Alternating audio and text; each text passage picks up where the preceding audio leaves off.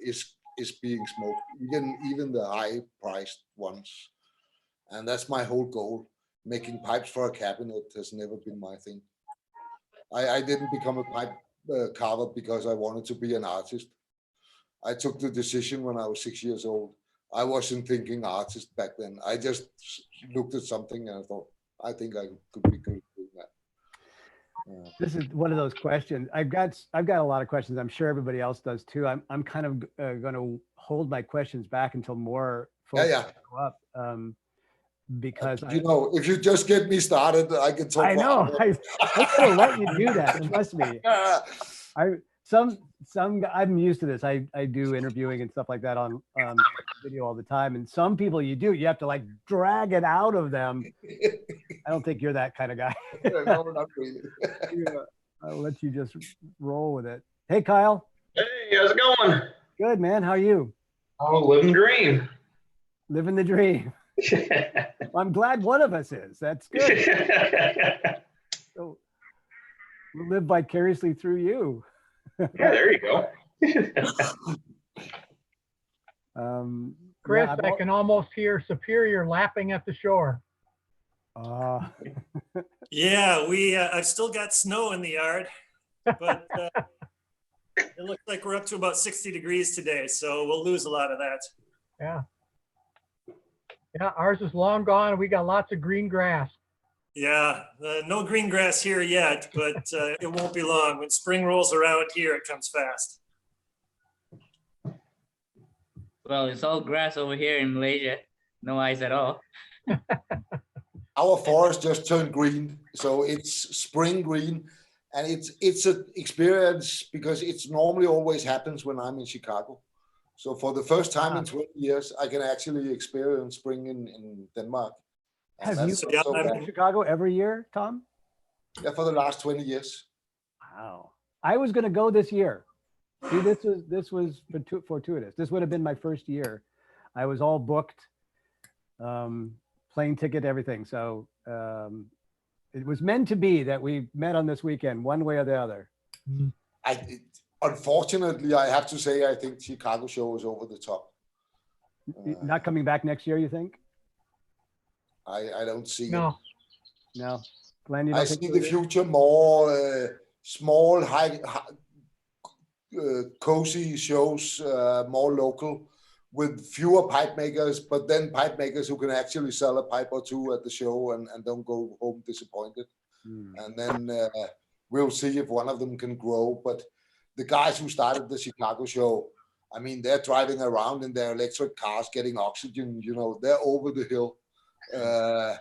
And they still want to have influence on it when younger people come and say, oh, we might be able to do it a different way. Then they all say, no, this will work forever, it worked forever.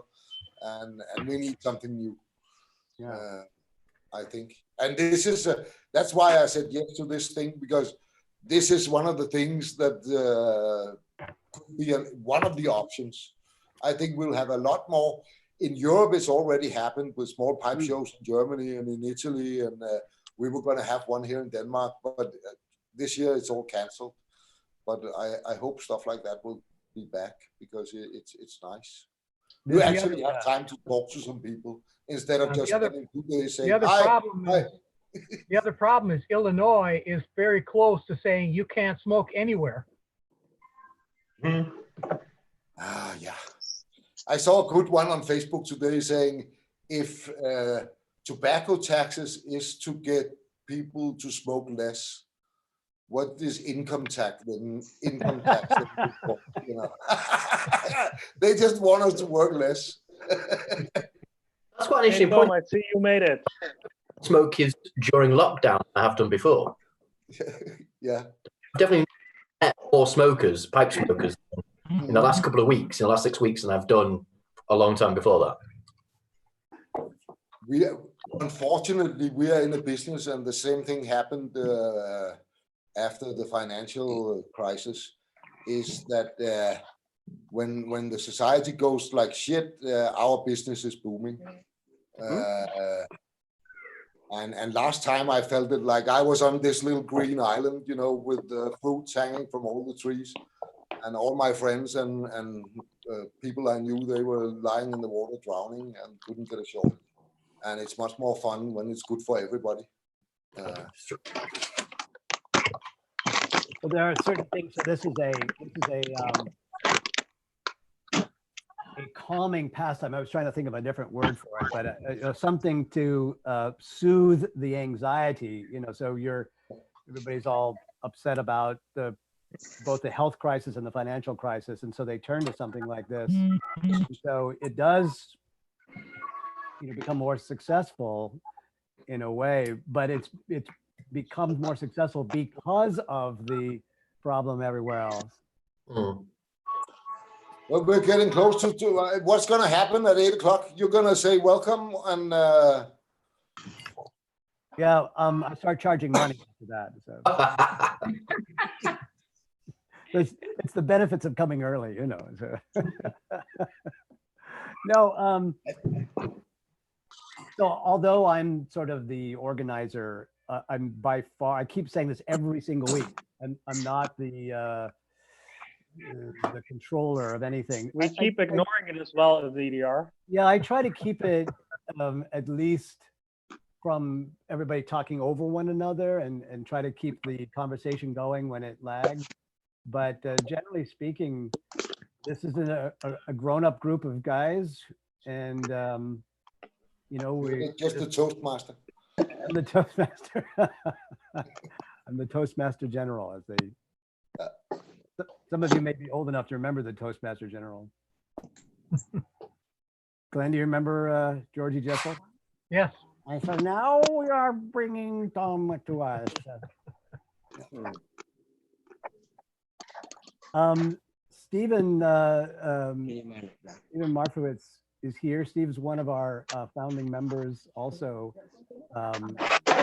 And guys, in case I forget this, because I am old and I forget stuff all the time, really got to give a huge shout out to Bart Franken, who reached out to Tom originally and made this happen. So Bart, you the man. And I just, thank you. Yeah, gotta give you. Dank u wel. Yeah. Nice. I'm just happy Tom could make it. Like I said, we had a really good conversation on the phone. At least I enjoyed it thoroughly, and I was very happy that he was excited to participate in what we're doing here. So thank you, David, but a special thanks to Tom himself for being super enthusiastic from minute number one. I really appreciate it. Yeah, that's awesome. I'm very happy to Hi, Glenn. To see Tom here. Hi, Larry. Yeah, so we'll just wait a few minutes, I think, while the folks hey, Glenn. flow in. I'm going to give everybody plenty of opportunity to chat with Tom and to ask questions, and try not to get in the way of any of that. And when more people get in, I'm going to give it sort of some guidelines on how we can make this work a little bit more civilly.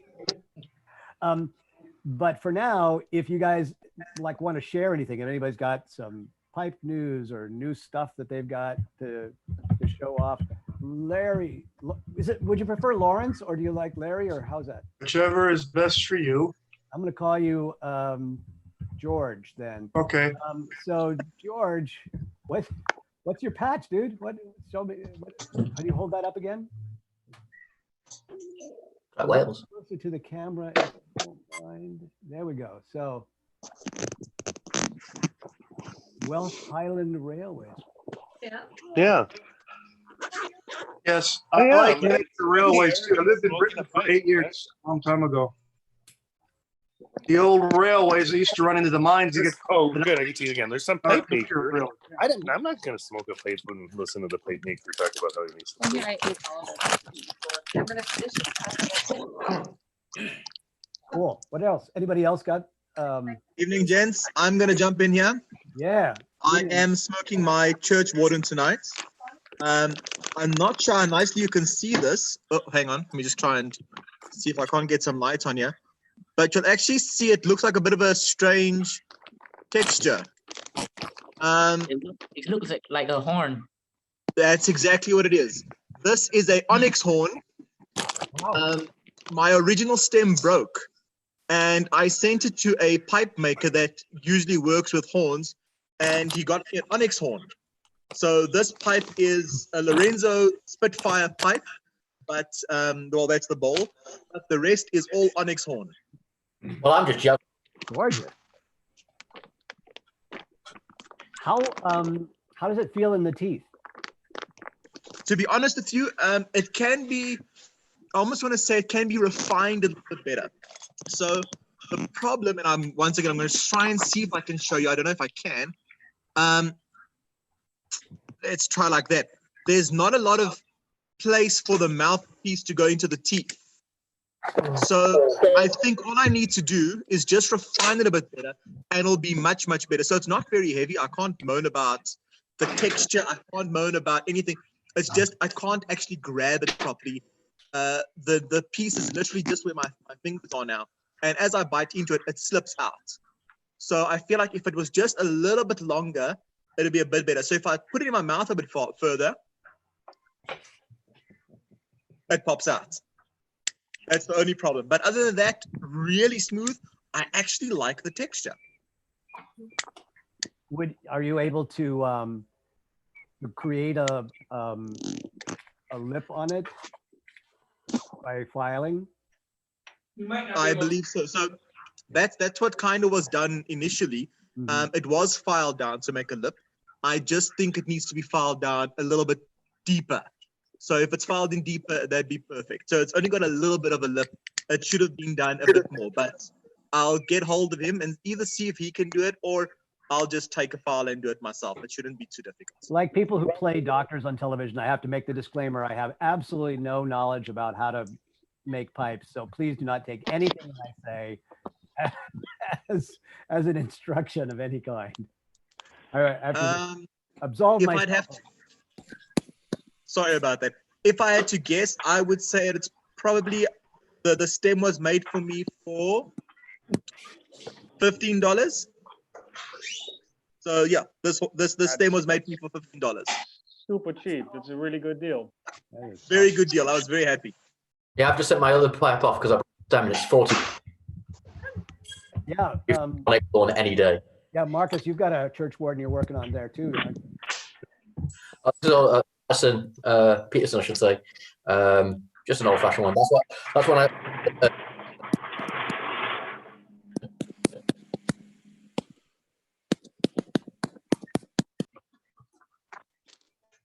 I am just taking a look around the group of guys who are coming in. I think we just saw Aaron. Give everybody some guidelines or instruction or helpful hints about how to manage your own mics and audio. Occasionally, I will come along and mute people. Please don't take it personally. I'm only doing it to just keep from feedback popping back and forth. And you guys are all still in control of your own microphones, so you can turn them back on and at any time. Where's my buddy Mario? Mario and his neighbor are in Poland, and he usually comes in, and then I have to mute him because he's a wildcat. But he knows that if he waves his hand, that I'll turn him back on. So, yeah. We're up to about 30 guys who are joining us this evening, so I anticipate a few more. This is about, Tom, this is about normal, about the number of people that come.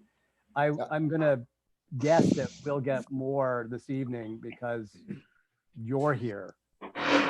Easy now. Yeah, nobody wants to come and see me. They're here for you. So I'm pretty sure that we'll see some more.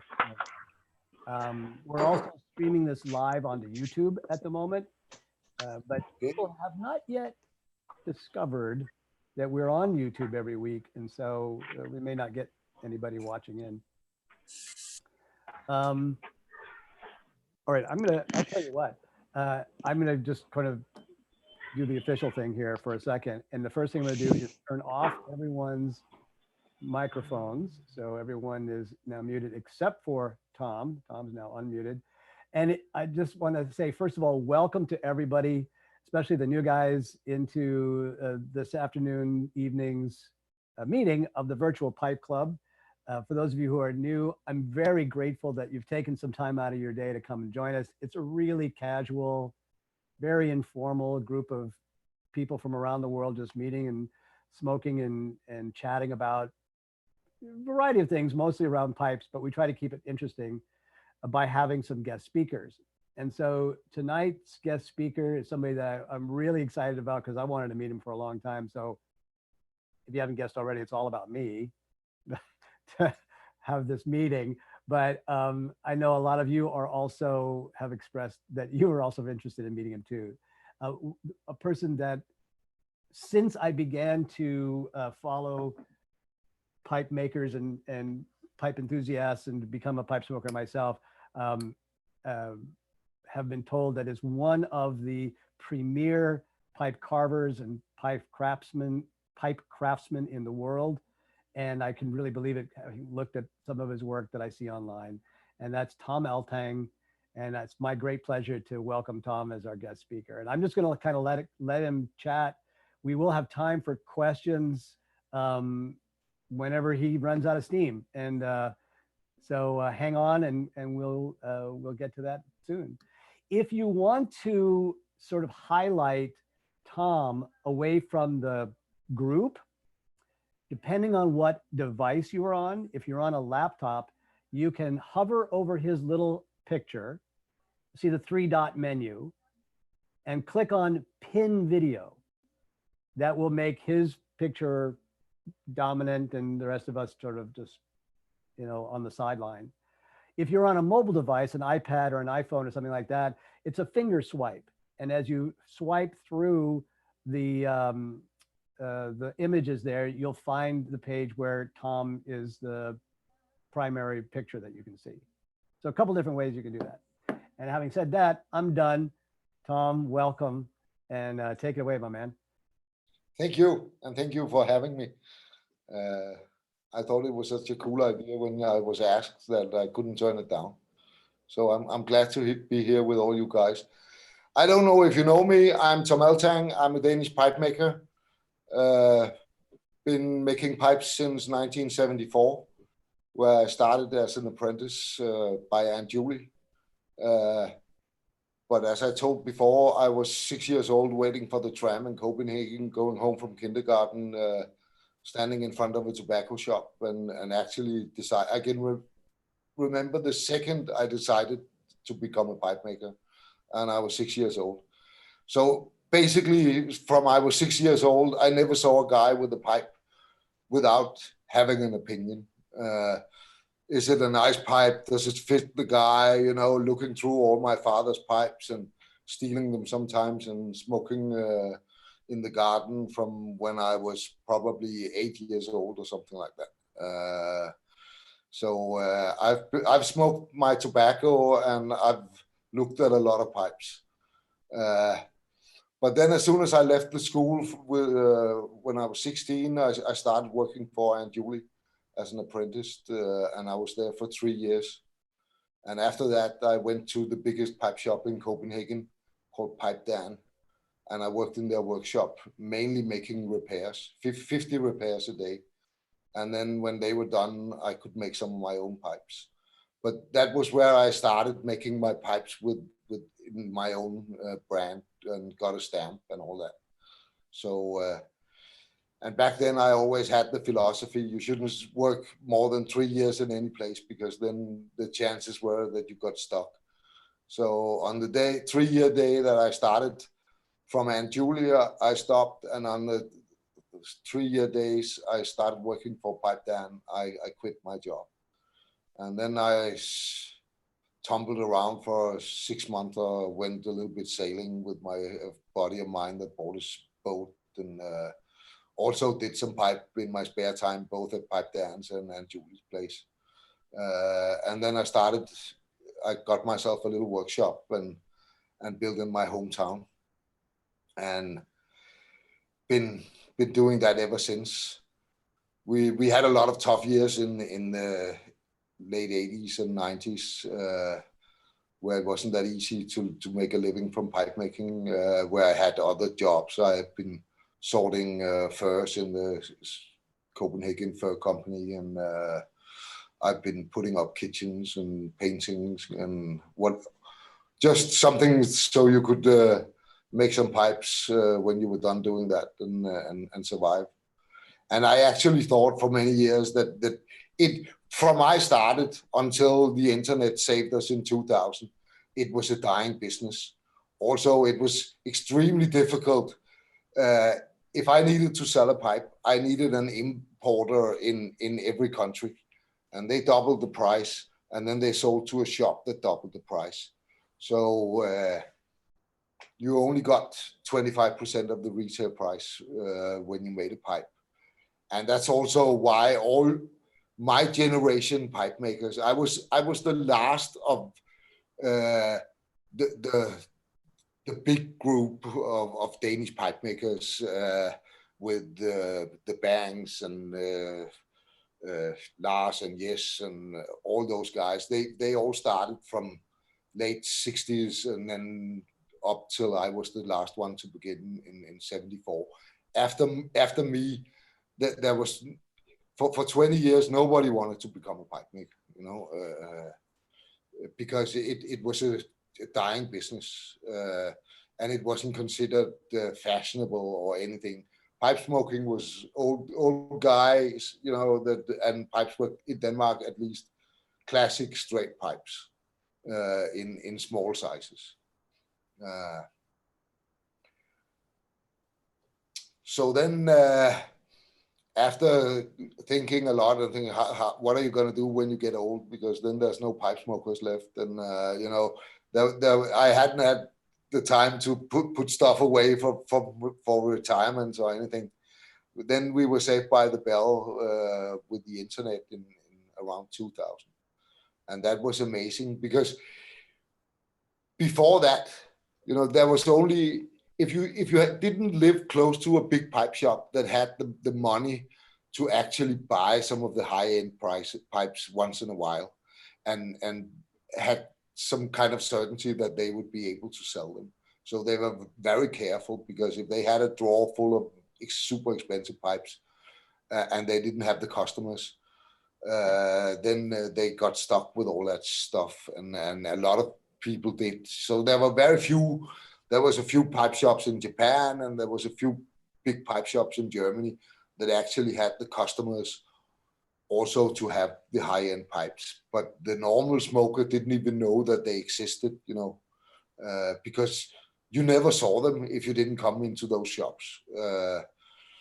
Small articles in pipe magazines, but that was also for the few. So it was a very dying business.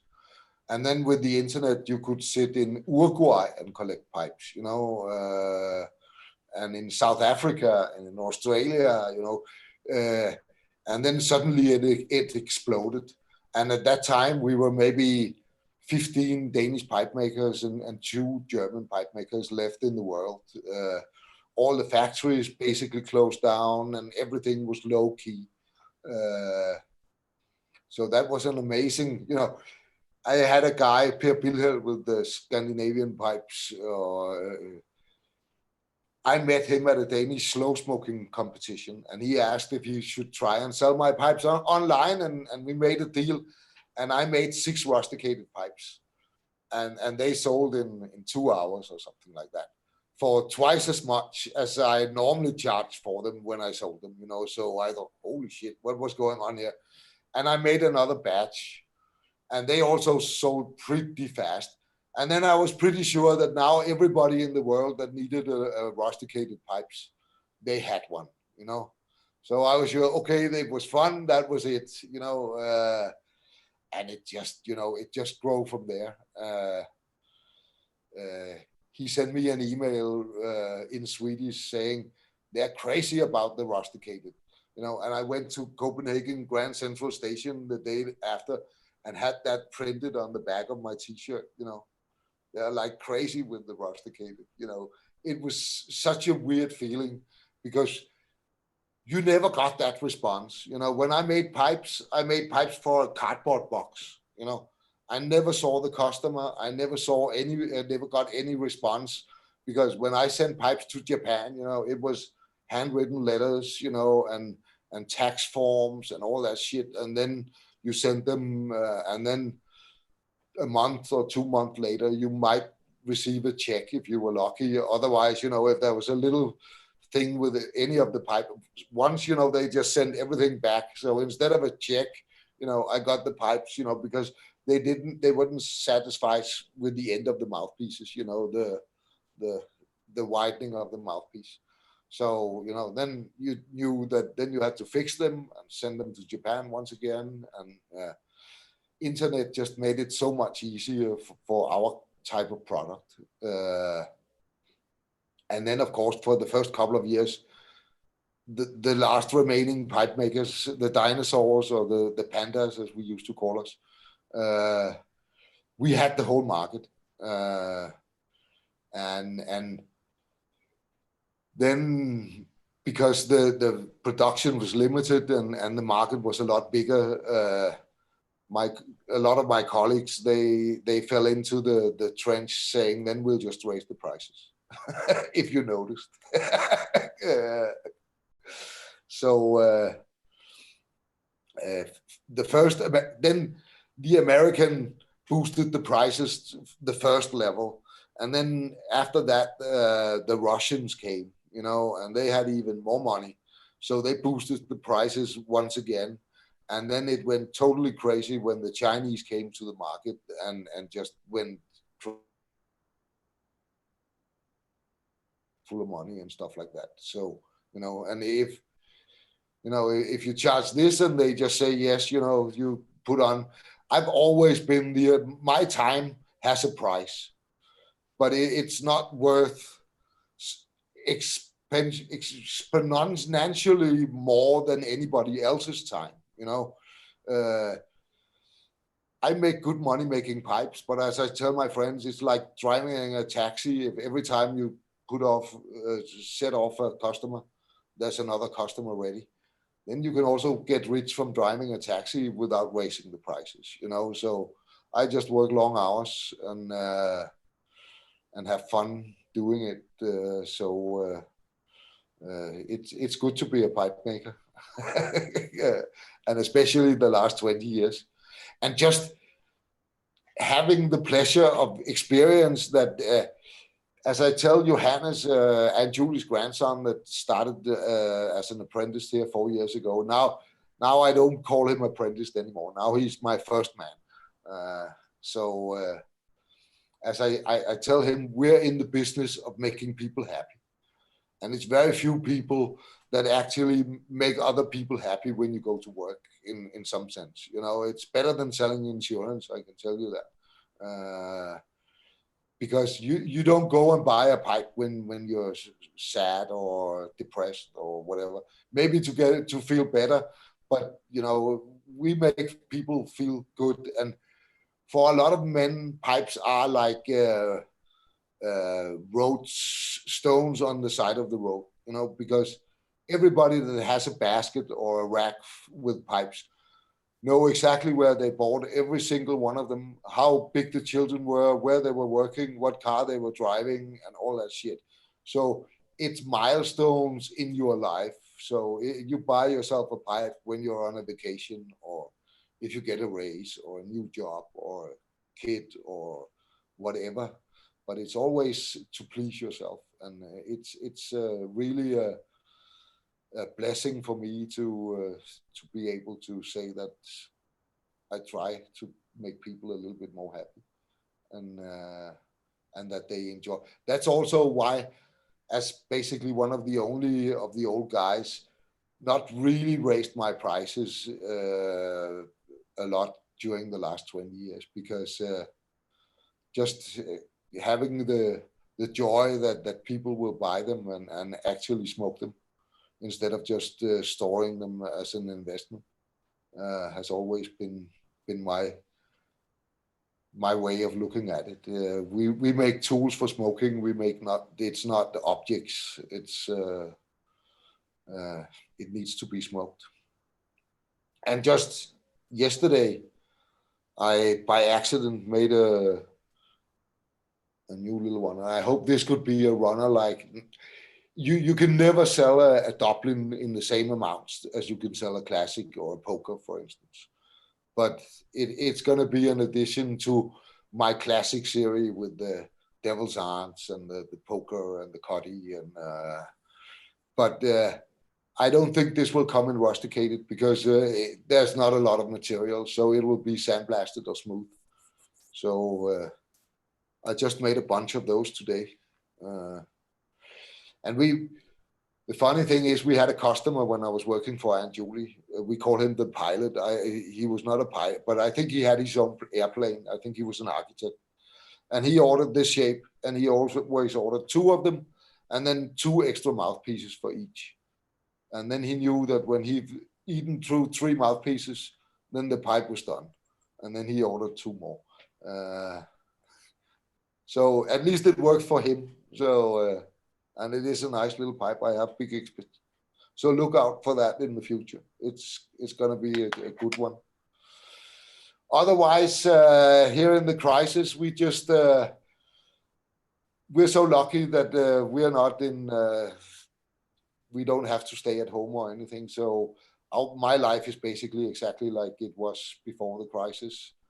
I have a little less guests coming to the workshop, and life is a little bit more boring. I can't see my grandchildren and all that stuff, but my work life is pretty much like ever. And the demand has never been higher, but we're limited by, we can only make, the pipes that we can make.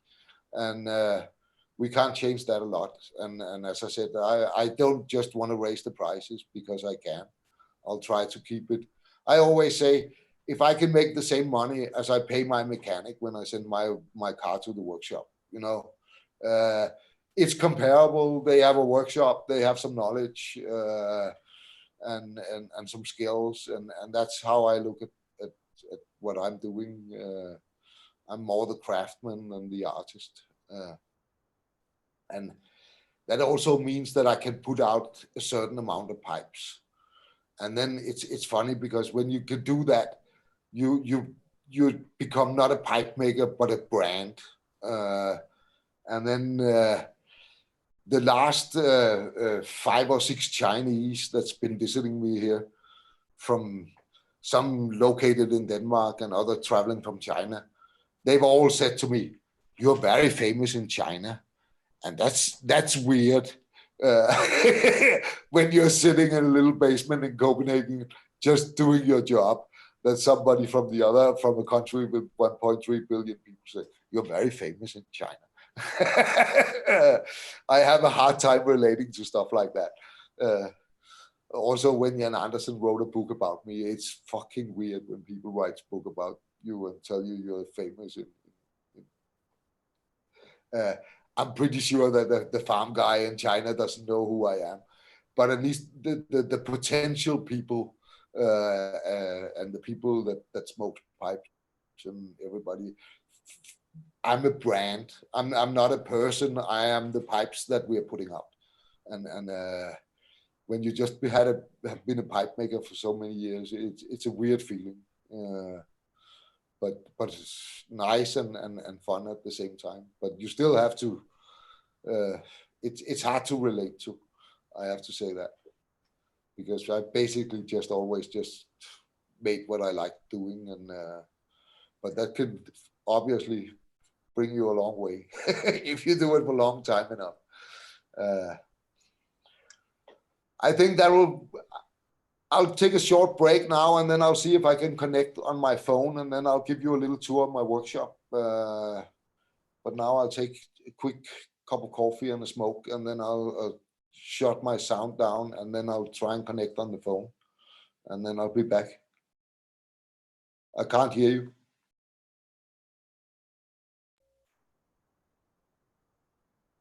Tom, I think that's because nobody was talking. I think that's a great idea. So enjoy your cup of coffee and your smoke, and we'll see you on your mobile when you get. Mongi talk. Mongi talk. You're welcome. See you in a minute, Tom.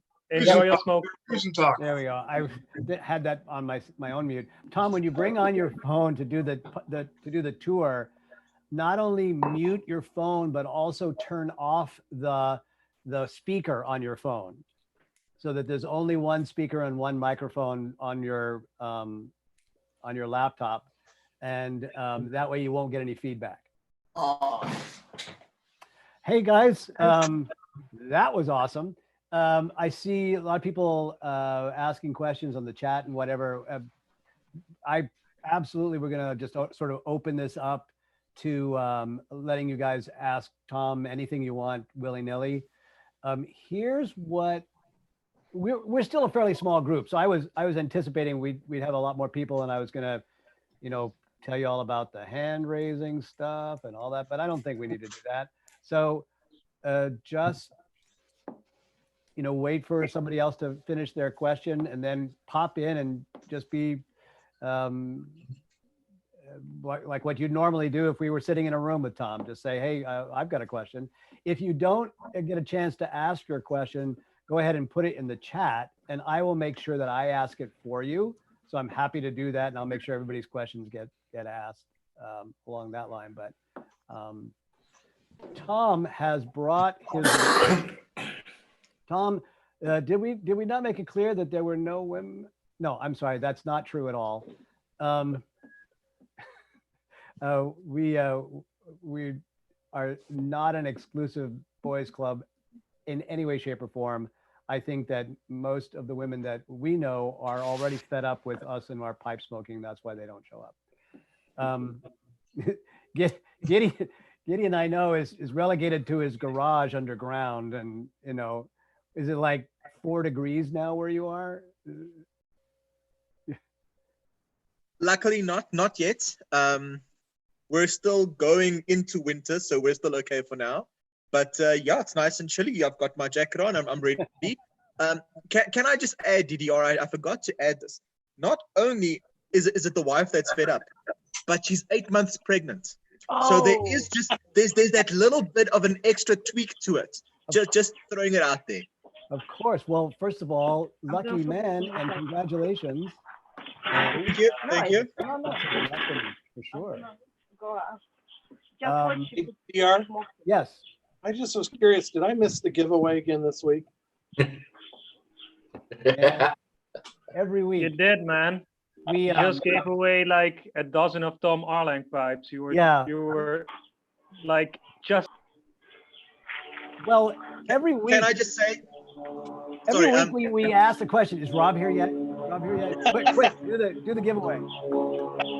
Rob, let me tell you what happened. I was actually very impressed. What happened was DDR said, "Okay, guys, everyone, like Oprah, look under your chairs.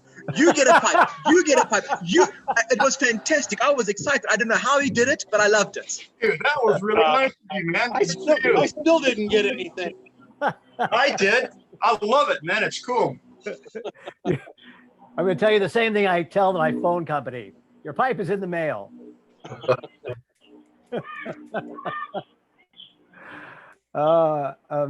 Yeah, so while Tom's taking a bit of a break and relaxing, a cup of coffee, if you guys want to ask him a question, he can sort of chill out and maybe answer some questions. So who's got a starting question for Tom? Okay, let me start. Well, Tom, Tom, you're very famous. Yes. Tom, you're very famous in the United States as well. I don't have any of your pipes only because I cannot afford them, but I've seen some of them and they are absolutely beautiful. I've seen Stuckabee fourth generation pipes that you made. I know you made 50 of Stuckabee fourth generation, and they are amazing pipes. Thank you. I'll just. Do you have an echo?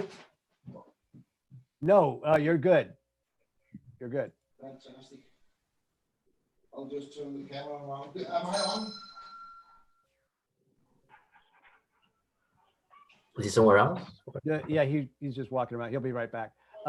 Dimitri, by the way, I really want to thank you again for your insight into the actual chemical breakdown of oxidation, what we call oxidation.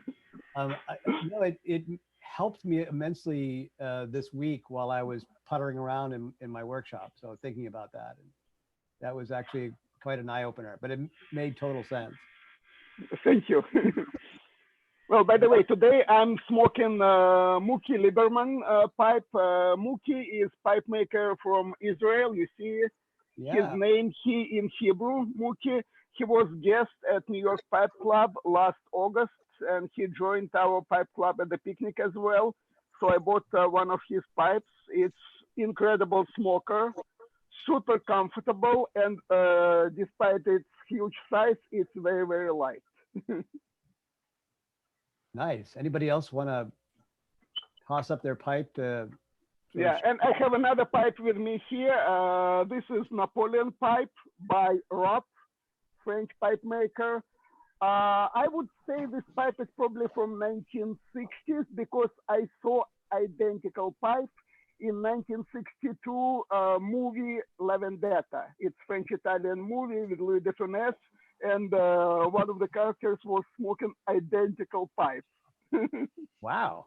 I have a ROP also. It's nowhere near as nice as that one.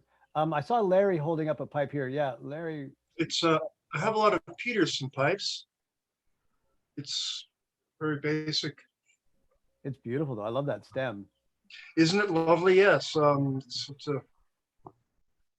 what a famous explorer used to smoke. Shackleton. Oh yeah, Shackleton. The explorer Shackleton liked Peterson pipes, and it has a picture of him showing him smoking one of these. And I thought to myself, gosh, I could do. Oh, why not do it? Wonder how many stems he took with him when he went on a trip. Oh, that's a good question. I don't know. I heard he's a very precise fellow, and so he probably took the best he could find and maintained it the best he could, which is probably pretty well, you know. So I think of the explorer Shackleton, and also the airplane Shackleton too. You know, I'm a Peterson fan, and I also use a lot of locally made pipes here from Minnesota. Just a local pipe maker, but this is a Peterson, which I really like. You see, yeah, I like. Yeah, that's a beautiful Peterson.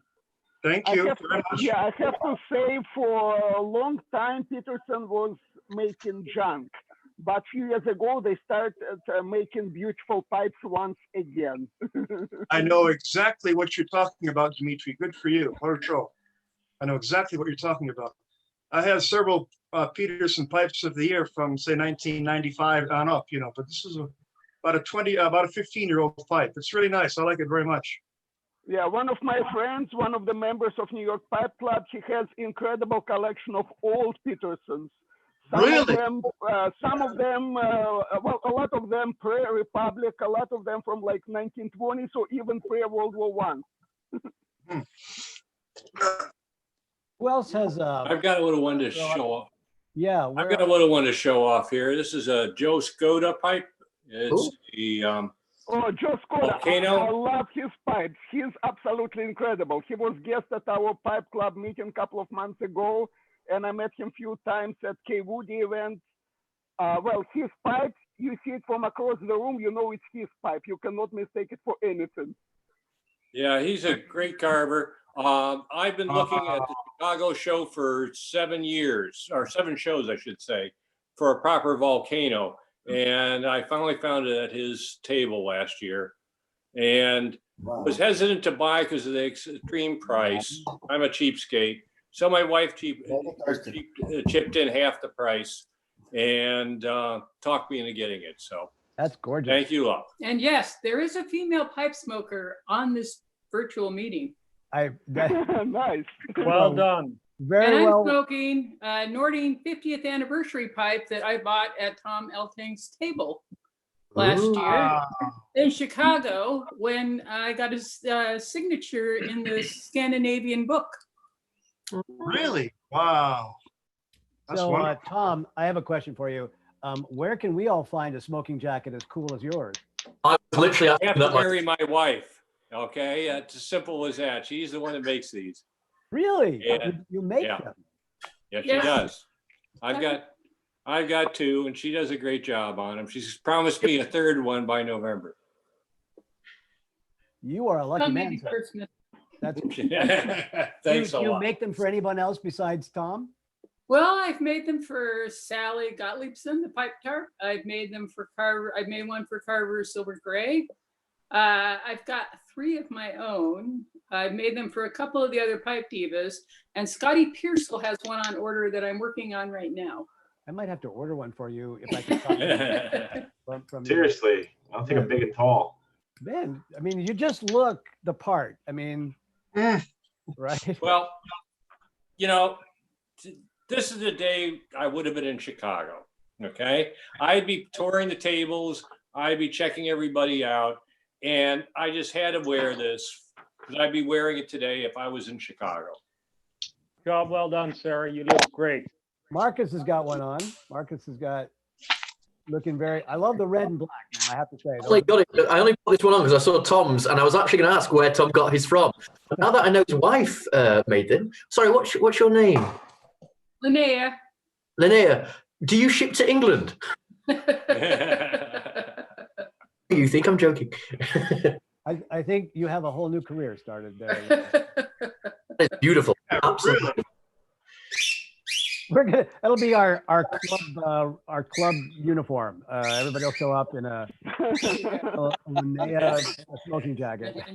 Sounds like a great idea. It's gonna be the best dressed pipe club on the planet. It's right there. Dimitri, you were smoking a cigar earlier. What was your cigar? So earlier I was smoking Rocky Patel Edge Habano. It's Nicaragua Puro with a Nicaragua Habano wrapper. You like that Rocky, bro?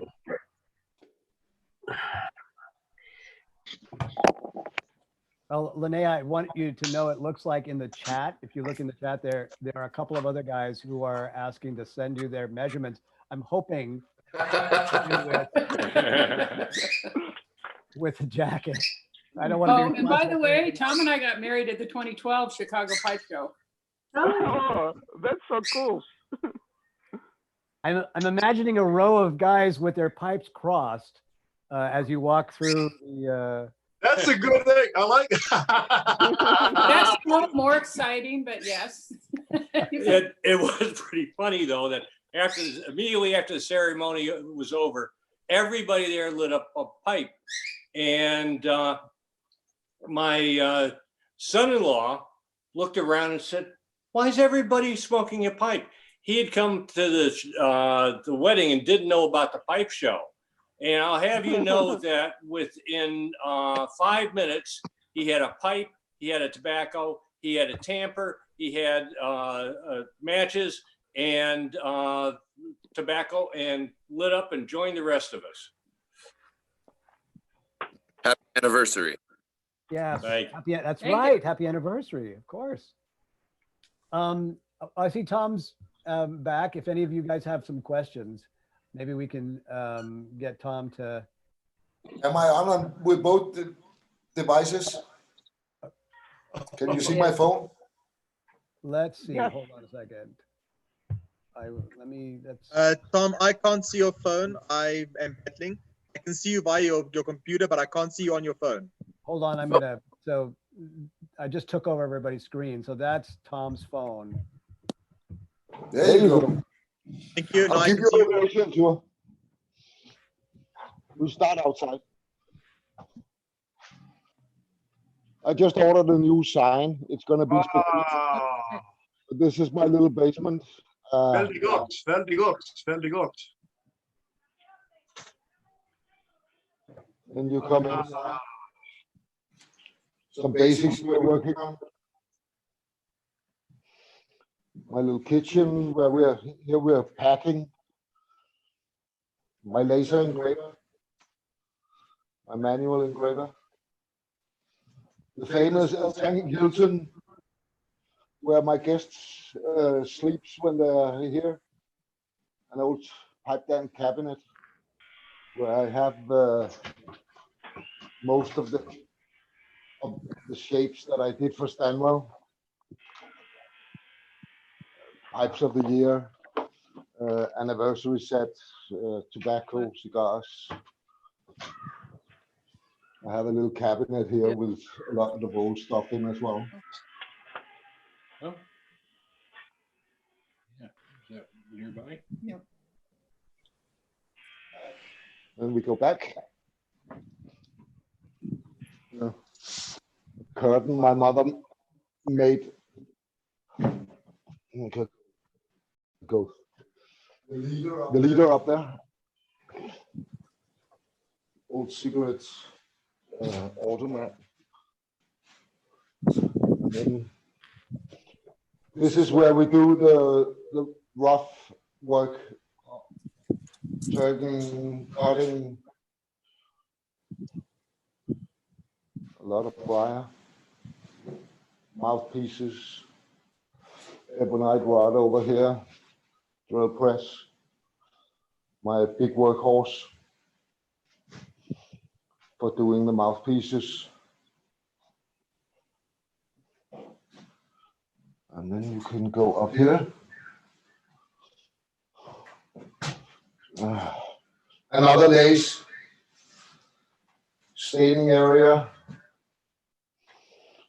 silver, stamping, the throne, big screen television, Johannes's place, polishing station, another shovel, another little lathe, belt sander, disc sanders, rustication station, and my little heater. And that's my workshop. I spend all my time here.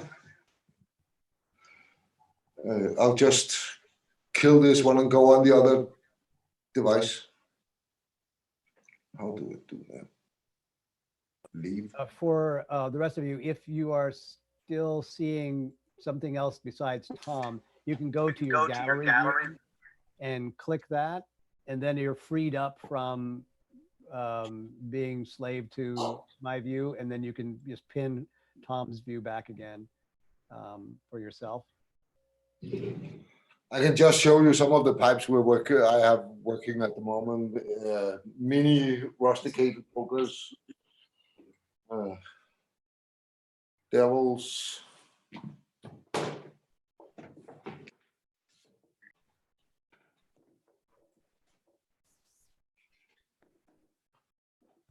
Arne Jacobsen, a smooth version as well.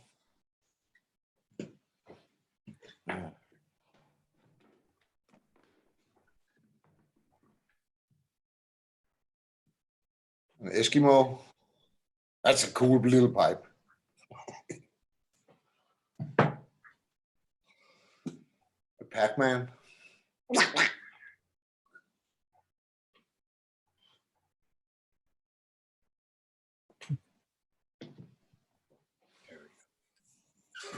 On an elephant foot with some horn on. Very nice pipe. But normally they don't, as soon as they're done, you know, they're out of here. I'm very lucky. But one of the things that's made it this way is that because I kept my prices, I can basically, my pipes are not cheap, I know that. But compared to what you have to pay for an Anna Iversen or a Teddy or these guys, so I can sell pipes all over the world, where a lot of my colleagues at the moment, they can basically, with those prices that they charge, there is basically only the Chinese market that pays those kind of money for pipes. And the high collectors market, the Chinese market has been driven by 3 or 4 billionaires that just kept on buying like crazy. And if there's not new guys coming into the hobby like that, at some point when you have for $10 million worth of pipes just laying around in drawers because you think the value will go up. Because these guys don't buy pipes to smoke, they buy them as an investment. And as long as they can see that the prices will go up, you know, they've made a good investment. But now we've reached a level where, you know, if you have to pay the same kind of money as you have to pay for, I saw some pipes from the Chinese pipe show costing the same as a Golf GTI brand sparkling new would cost in America on the street. And that's out of proportion, totally out of proportion.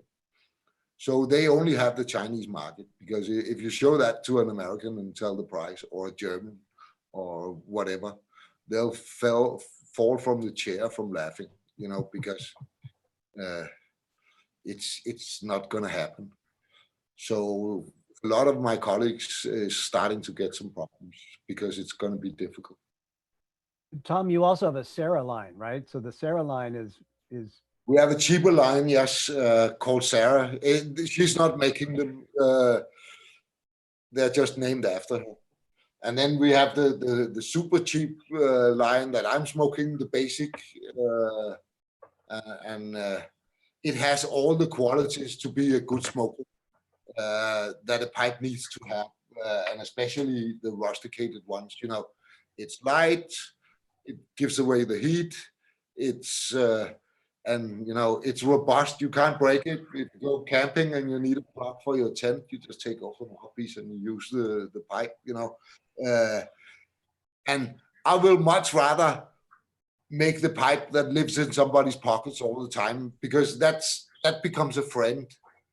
Those art pieces that are standing home at your fireplace, they're nice to look at and everything, but it's never going to become your friend the same way as the one that just lives in your pocket. And the pipes that I love to make is that if somebody looks at their basket of pipes and think, oh, what do I need to smoke? What do I need to take on my vacation? You know, if they take some of mine, you know, that's then mission accomplished. You know, that's the name of the game, to make some good tools so we can enjoy smoking and good tobacco. We just supply the tools, and we do the smoking is the important thing. You know, it's not. So I'm going to start asking some questions, but gentlemen and lady, if you have questions, please don't hesitate. Just jump in there. So I have a question about smoking, Tom. Recently, I was watching. We watched Father the Flame as a group here a couple of weeks ago, and we saw you on there. But we also, you know, saw Lars Everson talking about having to give up smoking at a certain point, that he felt like, you know, he had started as a young man and it was his life, but then he ran into health problems and he said, I had to give up smoking. So this is a bit of a personal question. You can tell me to buzz off, but you know, like you did make a mention that you've smoked since you were 8. Like, how is it for you? Well, I am thinking about it, you know, and I also had some years where I didn't smoke. And it is, you know, it's not, no matter what they say, it's not healthy. You know, we can pretty much establish that. And I'm a long smoker, and I've always been, and smoked a lot of cigarettes in my young days as well. You know, I basically smoked everything that could make a smoke, you know. And I enjoy it. I enjoy it every time, but it is getting a problem. So I smoke a package of Orlik with 38 grams in it. That's a little more than an ounce in a week. So I'm not a heavy smoker, but I fill a pipe and then I can light it 20 times, you know, just a quick puff. And also because when you're working, you just need to have, and same when you smoke cigarettes, it's the first 10 puffs that you actually need, but you smoke all of it because now it's lit. pipe you can smoke in a different way. You can actually just put it away when you've smoked enough, and then you can light it again. That's also why my pipes, they don't smell that good. They're not that clean. I knocked them out here, the edge of my waste basket and stuff like that. So, you know, I kill pipes on a regular basis. Because for me, it's just a tool. It has to work. It has to be good. There's comfortable mouthpiece, light, don't get hot, and then today there are no ashtrays anywhere. So just having a pipe that you can sit somewhere without it kipping over and the ash falling out and the wife getting mad or all that, you know, just having a pipe that sits is also much easier to find when you look for it. For some reason. That's why I like the pokers. And it's a funny story because when I started making my pokers, it was actually because I saw the shape in the old 1928 Dunhill catalog. And then I thought it was so ugly that I had to try and make it because it's so simple, basic, everything. So I started making them, and I had some customers buying them. But at that time, there was no pipe factories in the world, and there was no pipe makers that would ever make a poker.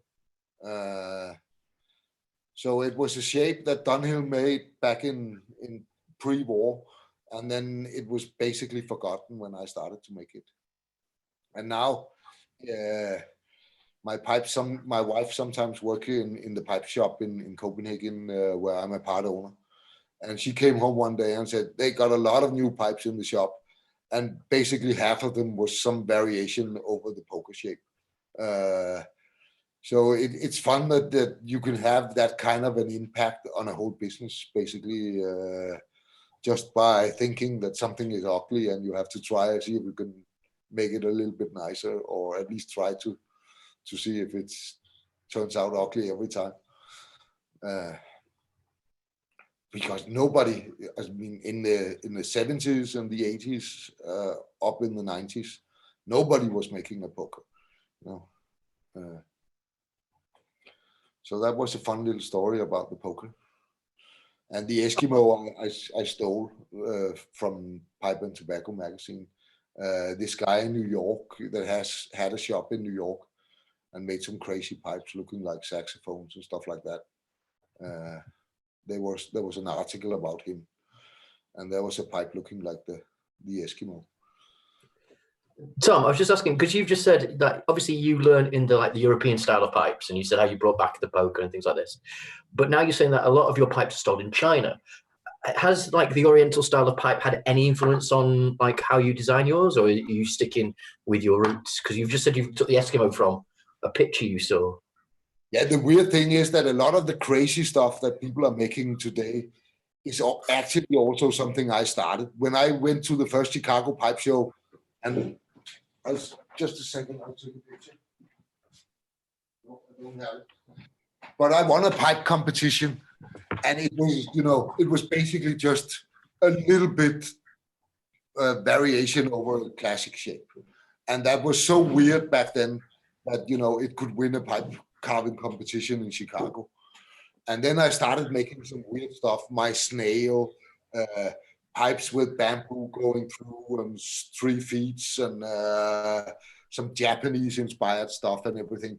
And then after a while doing those, I sat down and think, is that really the road you want to go down? And decided that it wasn't. But then a lot of other people have seen it. Tokutomi also made some of that stuff. He was the other guy bringing it to that level, because the Japanese, they have a different mindset than ever. How they can come up with those shapes. What must go on inside your head to come up with some of the stuff that Goto and Tokutomi makes once in a while. I don't know what they're smoking, but I haven't got hold of it so far. Yeah, but Tokutomi's pipes also inspired by Danish pipes. Yeah. That training in Denmark himself, yes. And his daughter is making amazing pipes as well. No, what he learned in Denmark was basically only the basic, you know, the craft, how to do the holes and yes, and he adapted it to his own personal style. Yes. He's a funny guy. I've had him here in the workshop 5 or 6 times, and it's always fun. And Julie went to Japan to learn to make pipes, correct? No, she went to Japan, but not to make, not to learn to make pipes. She went to Japan when I was working there back in the 70s. It's fun. When I went to Japan and visited Suke, you know, he had pictures from when Aunt Julie was there when I was working in her workshop. It was fun to see all those old pictures. And the pipes that we were sitting making before she left. So I have a question. Yes. Since you started making pipes until now, how has your price progression goes corresponding to your skill level or your workmanship level? How does that grow? Well, we had that price jump when the internet came in around 2000, but back then I actually got the prices for a snail back then was actually higher than it is today, because of the dollar was very high and all that, you know. And I think the cheapest snail you could get back then was $1,200, and that equals almost 1,400 euro today. So I've kept my prices on that level. I work more, but every day the whole reason to go into the workshop is to see if we can get better, you know, and learning a little detail and getting better on. There's so many skills that you have to master to make the perfect pipe. You'll never make the last pipe I make, I hope, is the most perfect pipe you can make, because then I've been practicing for so long that I must have learned something. But if everything runs for you, you know, there's always something with the grain or everything, so you cannot make a perfect pipe. But we always try to do it, and then that's the whole reason. But as I said, I'd much rather have a lineup of customers that wants my pipes than I'll just, you know, be able to say, oh, I sold a very expensive one, because it has to be, even though mine aren't cheap, it has to be in some kind of reach for more people that can afford my pipes, the more busy we are. And we like being busy. Both me and Johannes and are workaholics. For sure. They tease me and say, "Damn, you're not good at spending money." And I said, "No, I spend money on machines, and sometimes I buy a little marijuana. But at the moment, the whole world is shut down, so you can't buy any marijuana, and we have no place for more machines. So, I mean, I buy 3 pair of new work trousers every 3 years or something like that, and that's it. You know, I get my tobacco from the shop, and See, and Tom says he's not an artist, but he just described the artist lifestyle just right there.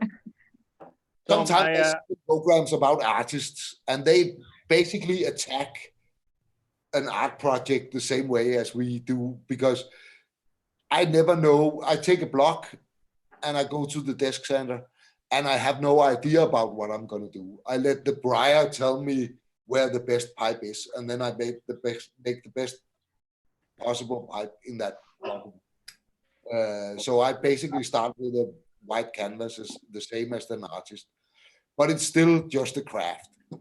In my world, you might be able to call it design, but art for me is something that you put on your wall and that can mess with your mind.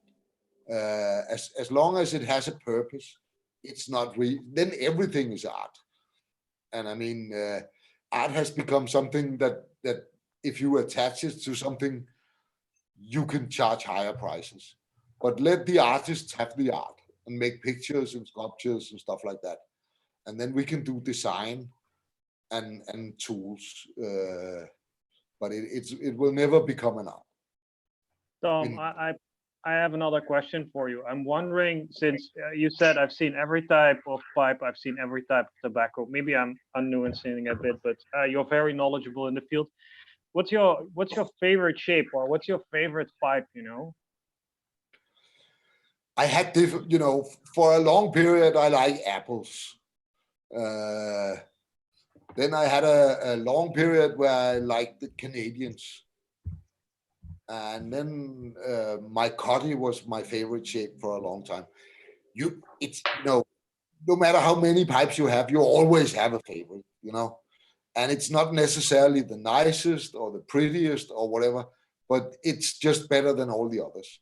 And when that breaks or falls apart, you know, another one will be your favorite. So I've been through most shapes. You know, the last 20 years, it's been the poker. Do you still have the one back when you were small that you stole from your father? My father had an Arne Jacobsen that he bought in Suer's old workshop and Julie's husband, Paul Rasmussen's workshop. And that's always been my favorite. Was from my father's pipe collection, that was my favorite. Cool, thanks. That was the one that basically got me started. Because it was a little different and elegant and all that. So yeah, it's a good shape. Tom, you have such beautiful briar. How many blocks do you throw away? Not a lot. So because we have different, you know, if you only have to buy briar to make $3,000 or $4,000 pipes, then you'll throw away a lot of briar. But I've always been the opinion that we kill a tree to get that wood. So at least have so much respect for the material that makes something out of it. Otherwise, don't kill the tree. If we spend the resources of the world that way, there's nothing left for our grandchildren. So every block, if there's not a big crack all the way through or whatever, you know, you can always find room for something like that. And even if there's no grain in it, you know, it doesn't matter. It's still a working pipe. And we didn't kill that tree without a reason. So very few blocks, unless there's a hole all the way through or a crack or whatever, we make something out of it. But we buy good briar, you know, and if you pay more, you get better briar. It's very simple. If you have a good cutter. And then one of the advantages of having my size production is that you become such a big customer, the places where you buy the briar, that I automatically get the good ones when I order the good ones, instead of if you're a little pipe maker, hobby pipe maker that just wants 5 blocks, you know, and you order twice a year, then you're not. They are interested in keeping me happy because I bring so much business that they can't afford to lose me. And then so the higher you get on the ladder, the easier it is to get the good briar. It's very simple. You should see the smile on my briar cutter's face from southern Italy when he goes up there. Do you order from Mimo? Is Mimo's your also Mimo, but I don't use Mimo that much anymore for the high quality briar. I use Mimo a lot for blocks like this that I know that he has stocked somewhere in the corner and haven't been able to sell for. So, you know, when I ordered 3,000 blocks for the basic, you know, he say, thank you for the Christmas present, because it was stuff that he actually thought he was just going to throw away. And now I pay €1 a block, you know, so I have a little cutter in the southern Italy that has a lot fewer high-end pipe makers as customer. And then it's a lot easier for him to find, to give me the good blocks, because Mimo has so many customers and they all want the best, and then it's difficult not to make the cut a little bit lower if the customers are there, because you want to keep everybody happy. But Mimo has some fantastic briar. I used to, in the old days, me and my wife, after the Chicago show, a week or two after, we went in the car and then we drove to Italy and we made a little vacation in Mimo's area. And then I spent some hours in the workshop picking out the blocks. Also because some of the Mimo, he makes these crazy cuts sometimes, and I've never been a big fan of those because I'm so classic school that I want a block that's all the shapes that I have in my head can be in the classic cuts. So as soon as I get a crazy cut, I have to start thinking, and that's not my strong side. It's much easier when you can just let the block decide. It's a fabulous grain you have on a lot of your pipes. I thought maybe you got them directly from God. Sometimes my wife calls me at 4 o'clock in the morning and say, "What are you doing?" Because I normally close the shop at 2 o'clock. 2 o'clock every night, 7 days a week. I go home and sleep. But sometimes, she calls me at 4 o'clock and I said, "You can't disturb me. The briar's talking to me."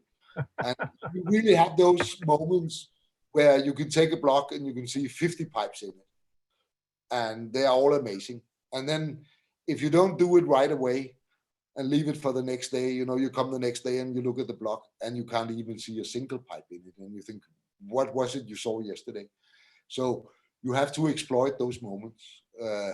That's also why I always have a lot of pipes in different stages, because if you just have a day where you're not inspired, then you can just, file mouthpieces or turn pokers or, and then when you have those moments where everything comes together, you just have to spend as much time as possible being creative, because it's not something you can turn on and off like you want it. Could you describe, or have you ever tried to describe how you see those grains and those patterns or the shapes of pipes as you look at I was thinking about how I was going to ask this question earlier. So I used to live in Hawaii and I surfed a lot.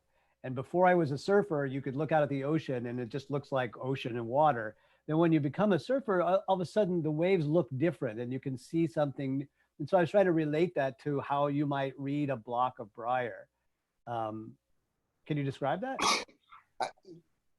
Yes, because it's something I've been thinking about a lot of lately. And what I do is, as I said, I just find a decent block or a good block. And then I go to the desk sander. Maybe I smoke a little J, put on some Bob Marley and some coffee. And then you basically just take the block and sand it off and make it wet. And then you see if there's a little flaw or there's some pearwood or whatever. You sand all that away. And I always normally clean away the bark top, because I'm not a big fan of bark tops. Once in a while, but in most of the pipes, there's no bark top on it. So I sand all that off and see if there's any flaws. And then when you have, maybe you straighten it out so it follows the grain, so you can see how it all runs. And then when you've taken away all the bad briar, you just make it wet and look at the block and say, where's the best grain? And there's only 4 pipes you can make. You can make pipes that go out in the top, and you can make pipes that go in the top, and then you can make them straight or bent. So that's basically the 4 types of pipes you can make. So when you cut it down and then you take a decision at a time. So you sand the block down, take away all the bad things, look at it, decide, is it going to be a going out pipe or is it going to be a going in pipe? Is it going to be straight? Is it going to be bent? And then you make a cut, and when you make that cut, you can't turn it around and take another decision. Then the decision is taken. And then you basically work your way from, then you have some decisions with the shank. Is it going to be this type of shank or that type of shank? So it's step by step. And it's basically not something that I have to think about, because I have to look at what I'm doing, but I'm not thinking about pipe shapes when I'm making a pipe. It just happens. And where I can see a lot of my younger colleagues, every pipe is a project, it's been written, it's been drawn, it's been measured, it's been, tested and proved and everything. Where I just take a block and see what we can get out of it, and try to get the best possible pipe out of every block. And it's not a, all the time you're spending sitting drawing on a piece of paper, you're not making any pipes. Also, a lot of people say to me, "Oh, you're very fast." And as I say, the sandpaper doesn't sand more when I hold the pipe onto it than anybody else. But if you don't have, every time you just made a little thing, have to look at it and take a new decision. When you have all the experience that I have, I can look at a pipe and then I can take 10 decisions, and then I can go out over and I can do all 10 without having to look in between and see if it was the right one. Because I know it was the right one, because I've done it 1,000 times before, and I fucked it up 100 times before. So I know exactly, where the limits are for all that shit. And then it just comes out. And as I said, those days where you are in the zone, you could make some amazing shit without thinking.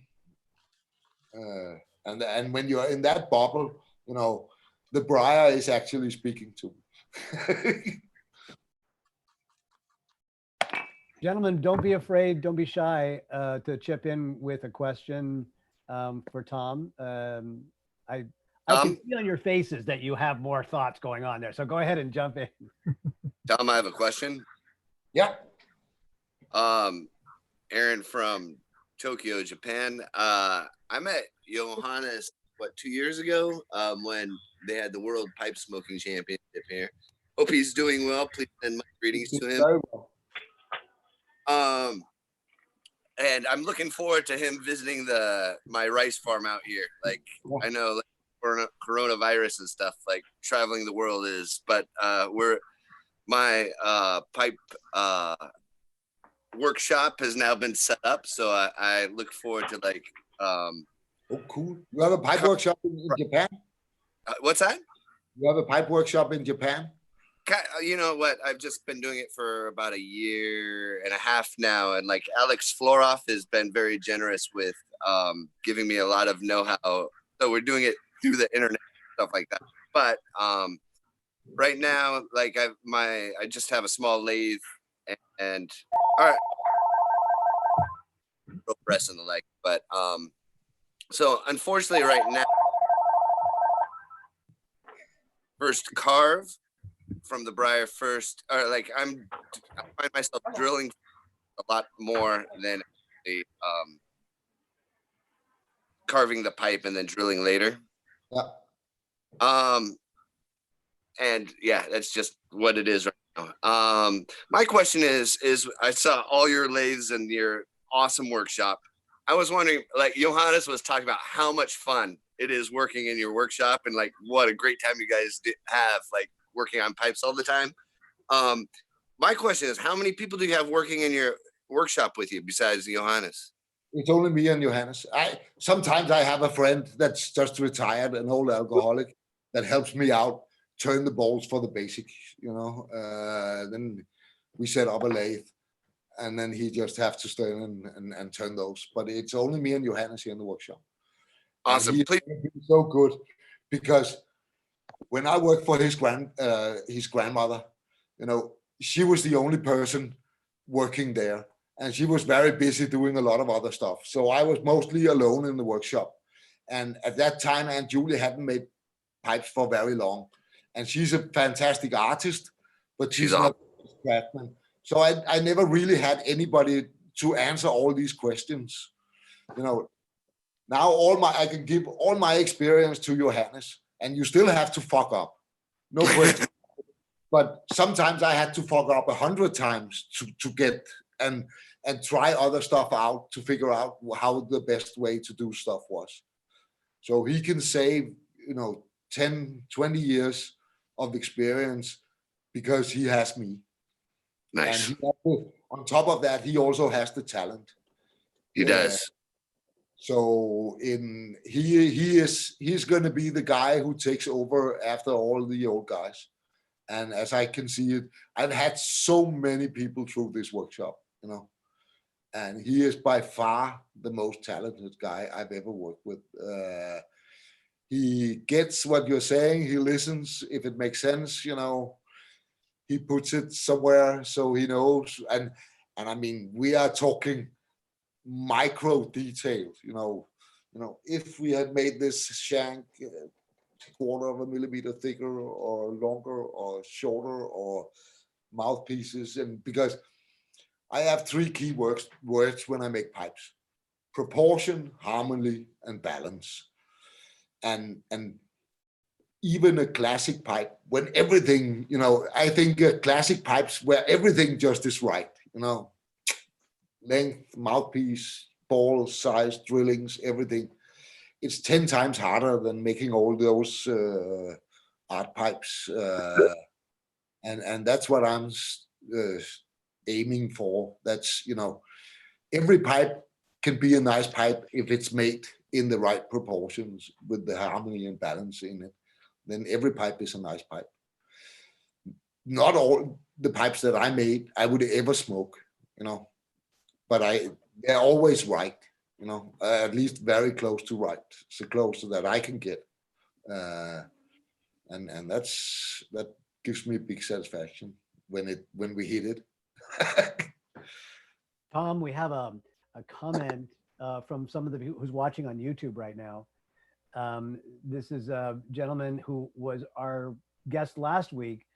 He has a YouTube channel called the Artful Dodger, or Artful Codger rather, and he was a terrific guy that I really loved meeting. He's watching over there on YouTube, and he says, "Please let Tom know that his philosophy and perspective is deeply appreciated and is very refreshing to hear a humble craftsman promote what's really important about pipe smoking, especially one who's a master of his craft."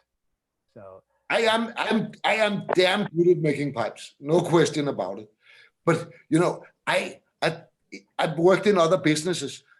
If you took your car and went down to a mechanic and he said, "I am the fucking best mechanic on the planet," and he charged you 20 times more than the one around the corner that's been making it for the same period of time, you would go around the corner. I mean, pipe business is the only business where you can get where that is possible, you know. Why Teddy Knudsen, two or 3 pipe shows ago, he bragged about he sold a pipe for $50,000. And I said, "Teddy, when you look yourself in the mirror in the morning, do you actually think that you're worth those kind of money?" And he does. And I was not raised that way. I cannot look myself in the mirror and think that I am worth 10 times more than everybody else that also is good at what they're doing. As I said, I've worked in a lot of businesses. When I put up furniture, I worked with a guy. He couldn't read a book. You could see him with a saw and a hammer and stuff like that. He was so amazing, and he could go in and he could look at the room and know what he had to do, and then he could go home and pack all the tools, and you know, ladders in the right heights, and you know, and you never missed anything because everything was there, and he had it all, and he was just, you know. And he got the same salary as I did when we were putting up kitchens. You know, he couldn't say, "Oh, I'm good. I want 10 times more than all the others." That's not how the world works, at least not my world. A lot of people in all kind of businesses are super good at what they're doing. But in most jobs, you know, you get the same, maybe a little bit more than the guy next to you, not 10 times. I mean, guys like Teddy, he's been making pipes also by V.O. Larsen. And back then they didn't even get 25% of the retail value. They got 16% of the retail value. So if he spent 2 days on a pipe, you know, there's not much briar left because then it's all gone from sanding, you know. So very rare there's more than 2 full days of work in a pipe. I mean, of course I can start with a piece of 400 sandpaper and a block, and I can spend a year making a pipe. But that's not how it works. You know, if you know what you're doing and you have the right tools, if you spend 2 days on a little block of wood, you should have something that looks like a pipe at least, you know. So he might have spent 2 days on a $50,000 pipes. So he means he's $25,000 worth a day. And that's the, you know, that's pushing the limit, I think. You know, it's not that fantastic to be able to drill 2 holes in a block of wood and put on a mouthpiece. We are not, you know, I mean, we have doctors that does operations and rocket science and all that shit, you know. We make 2 holes in a piece of wood. Yes, but when he did it, it was all fantastic and nobody could do the same thing. And it was unique and everything. Yes, every dog shit is unique, you know. And I just think we are destroying the business if we all thought that way, because then we had 3 Chinese billionaires that could buy our pipes, and that's it, you know. And as I said, I became a pipe maker because I liked smoking, not because I would be an artist. I just already then knew that if I didn't make them, I would probably spend all my money buying them, so it would be easier just to make them. Tom, if the world of pipe shows begins to get smaller, let's say, and maybe becomes replaced or not replaced, but supplemented by things like this, like online stuff like this, where would you still want to travel? You know, if you go to all these shows, you get to travel around and get to see a lot of people. Where would you still want to go? To be honest, I hate traveling. I'm feel every day here in my workshop beats everything, you know. So Europe is, I've basically taken a decision that if it's not something really, really special, I am not leaving this continent anymore. The grass is not greener on the other side. I figured that one out finally. So all of us Mohammeds will have to come to the mountain. My first job was called Pipe Maker, and we actually looked for a bigger workshop. And if I got a bigger workshop, I would make a totem pole. I would buy a whole oak tree and I would make a totem pole with a little hole in it where I would put a golden mouthpiece. And then every pipe smoker should come visit my workshop and walk 4 times around the totem pole, saying their mantra, and then they should kiss the golden mouthpiece. Otherwise, they would not go to pipe heaven.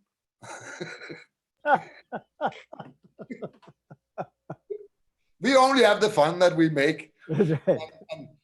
But only if you're wearing one of Tom's wife's jackets. That's the way we do it. Agreed. No, but we have to do something to keep it interesting, you know, and fun, and have some kind of purpose, you know. If it's just buying an expensive pipe, sitting at home alone and looking at it, you know, pipe smoking is a social thing, you know. So the more fun we can make and the more we can hang out together, the better my life is, at least, you know. At one point, I thought to myself, that was before traveling and everything, I thought, well, it's funny because I live in the same town where I grew up, and it's a town, when it was biggest, there was around 3,000 people. Now we are around a little less than 2,000 because people need 2,000 square feet and 2 people to live in. In the old days, there were more kids and more people. So I have some friends that I've known all my life. And I thought, well, now you're at a point in life where you probably won't get any new friends. And then after traveling, you know, even though you haven't known people for the whole life, I now have people that I consider my really, really good friends in China, in America, in South Africa, in, you know, and I actually given up on getting really new friends, and that's been amazing. The first Chicago show I came home from, I could walk on the water for a whole week after I came home. You know, I was high for a whole year after that. Growing up in a little town, being a pipe maker, as all the others got normal jobs. You know, I was just the crazy guy who wanted to make pipes. And all the customers in Denmark, you know, were old lawyers smoking straight Dunhills, you know, and all that shit. All pipe maker pipes has always been exported. We might have had 1 or 2 customers in Denmark that bought a little bit of pipe maker pipes back in those days. Otherwise, Japan, America, Germany, wherever, and you only heard anything if there was trouble. So then coming to Chicago Pipe Show, and then suddenly finding 2,000 people, also people on my own age back then. It's 20 years ago. I was younger then. It was so amazing. I was sitting up all night with Torrance Smith, a very heavy collector, and Greg Peace, you know, and looking at pipes, and they had rulers, you know, in plastic, and lamps, you know, so they could, you know.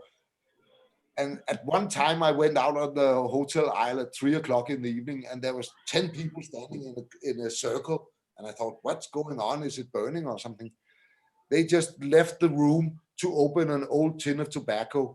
And then because there was so much smoke in the room, they had to go outside of the room to be able to smoke it. And then they were standing 10 grown-up guys smelling in an old tobacco tin, you know, and stuff like that at 3 o'clock in the morning.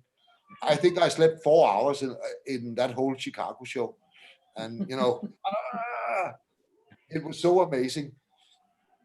I then have to say that the last couple of years, you know, when I go into the room in Chicago, I really feel that I'm paying back, you know, because in the beginning, I got energy from the Chicago show. Now it takes energy out of me. So I need at least 2 weeks. When I come home for a Chicago show, for a whole week, I just sit in my chair and look straight out in the air. And, you know, Tom, you must have, you've been to a lot of Chicago shows as well. Don't you have the same feeling, you know, after coming home, you just...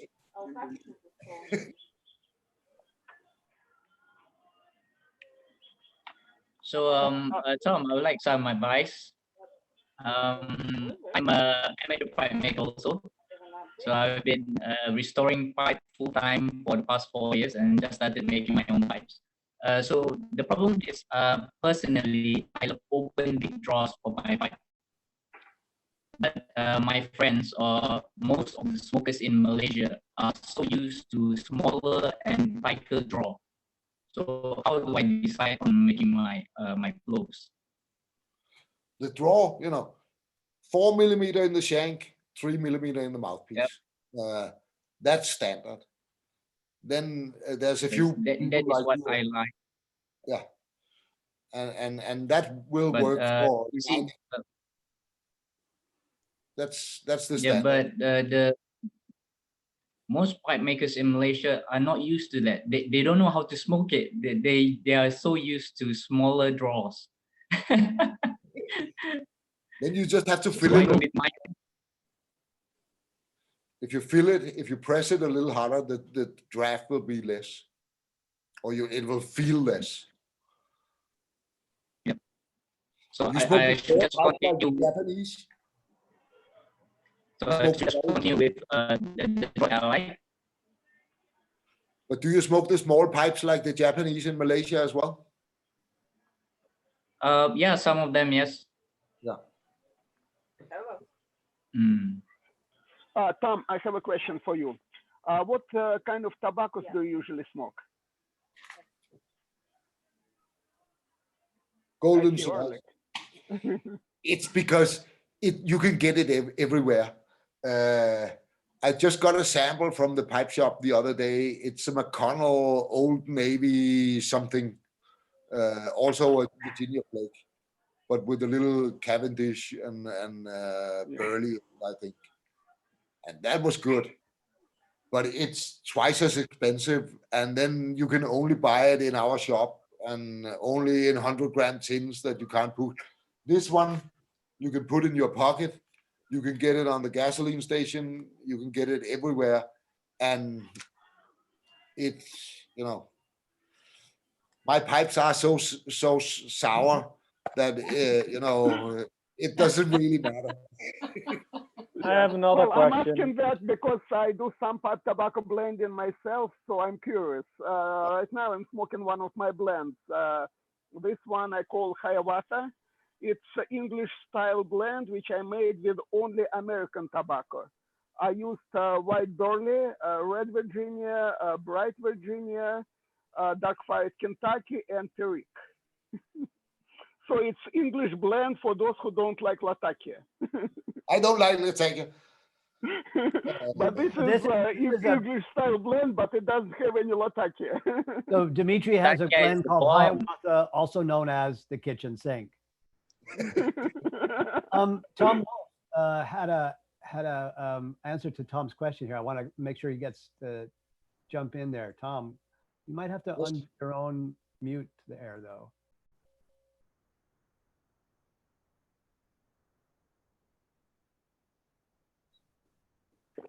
There you go.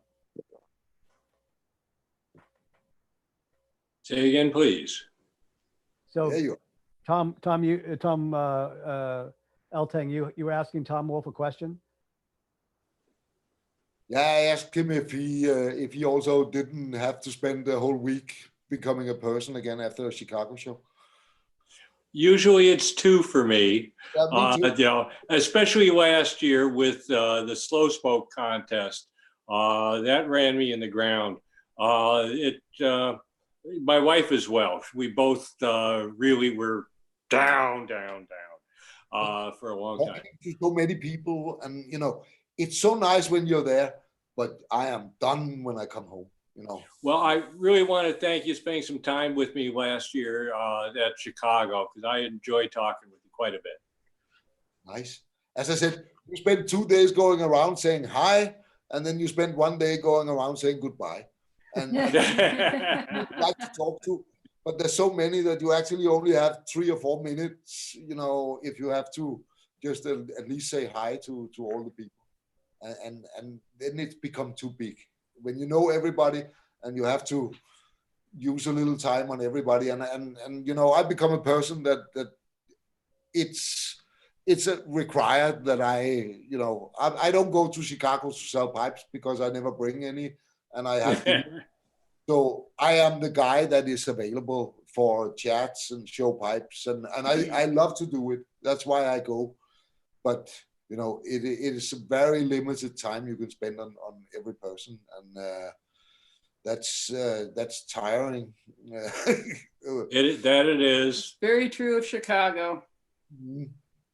So the smaller, I used to go to Richmond show. That it was also a 2-day show, and but a lot smaller than Chicago. But that was so nice in the evenings, sitting around in the little bar where you could still smoke inside and everything.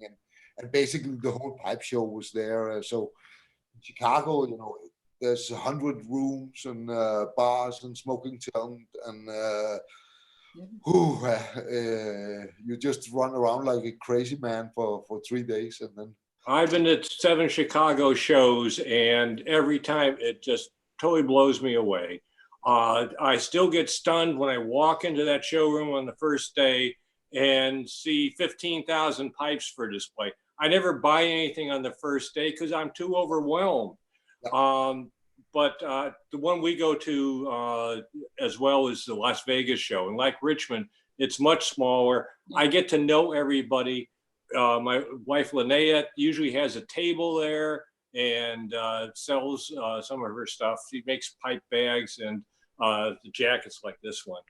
And but we get a chance to get to know everybody there. And that just doesn't seem possible at the Chicago show, just too many people. So once again, thank you for your time for last year. It was appreciated. And then Chicago has become too much business to business. The first 5 or 6 shows I went to was only private customers that came to look at pipes. And then all the good pipes in Chicago, they're sold before the show. So, I never sell anything, they can buy it on Saturday at the show, because when I bring nice pipes to Chicago, I want to show them, not just one. Some years the Chinese were standing outside with suitcases full of money and buying the pipes from all the pipe makers when they arrived. So, I mean, if you go to Chicago, if you want to go to a car show and all the Ferraris and the Bentleys, they're not there because somebody bought them before they got shown. It's not why we make pipe shows. We make pipe shows to show what we're capable of, and then they can start fighting over buying them. But it's not how it works anymore. All the good pipe makers, they've sold all their pipes to dealers before the pipe show starts, and you never see them. And I don't. That's sad but true, I'm afraid. No. We want to see some nice pipes, not all the crap that's not selling. I would love to see some pipes if you want to show us some of the pipes you got there. I showed you. I don't have a lot. I had 2 Chinese this week, and they emptied the shop. Yeah. Twice. How many pipes a day? So I was reading online that you are making, and I'm assuming this is you and Johannes now, making 500 a year. So Johannes only makes the Saras. He does. Eltang pipes is always made by me, and only me. But I'm not making 500 of those a year.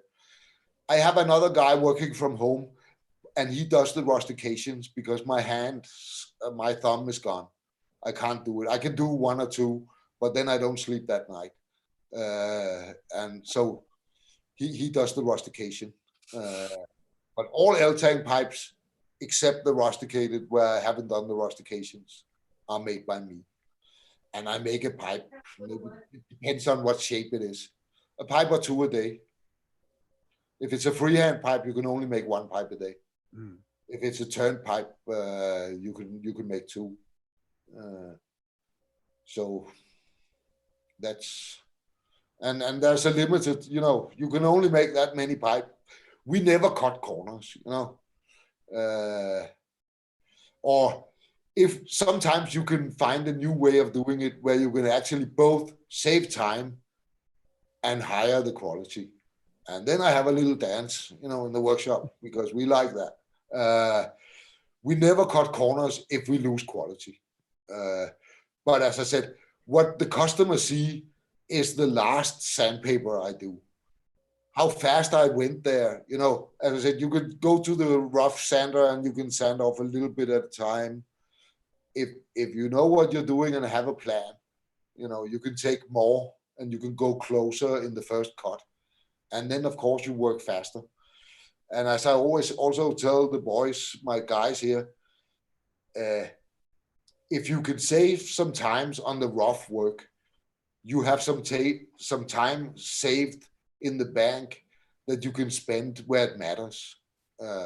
So spend the time where you can actually see that time is spent, not where it doesn't matter. If you could be fast, just getting down to close to where you want to be, then it's the last thing that matters, not that you spend 2 hours getting down there. If you can get down there in 15 minutes, you have more than an hour you can spend on the finish or on the polishing or something else where you can actually see something. Fellas and ladies, sorry, Linnea, I just not used to having a lady in our group here. I know for many of you it's getting kind of late and I don't want to keep us too long. So maybe in the next 15, 20 minutes, we can wrap this up and let Tom have a little bit of time. But I don't mean to rush anybody out. This is not like, hey, we got to close the doors, but I want to be respectful of everybody's other lives and family and whatnot.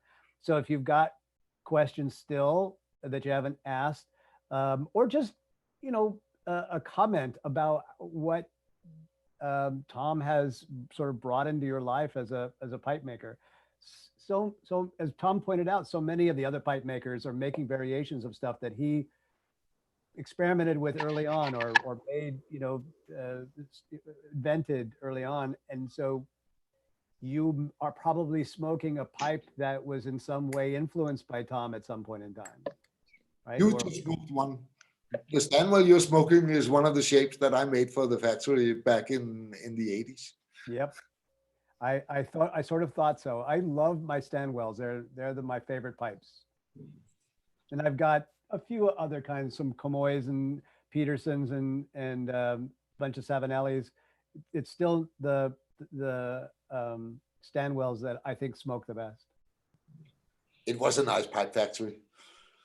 And then the wrong guys bought it and ran it into the ground. But it should have been the last one standing.